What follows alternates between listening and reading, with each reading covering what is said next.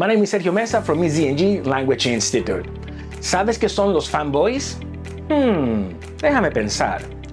¿Es un nuevo grupo de K-pop? No, no es un nuevo grupo de K-pop. Fanboys son coordinating conjunctions en inglés y en este video las vamos a estudiar.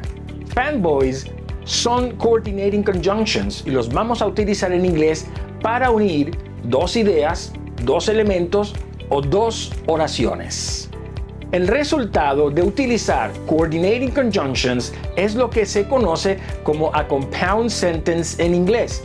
Y estas las vas a utilizar cuando vayas a presentar el examen IELTS o cuando vayas a presentar el TOEFL, no solamente para la parte escrita, sino que también se utilizan en la parte oral.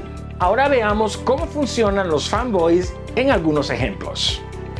Number 1. Mary came to the party, but she forgot to bring the wine. Number 2.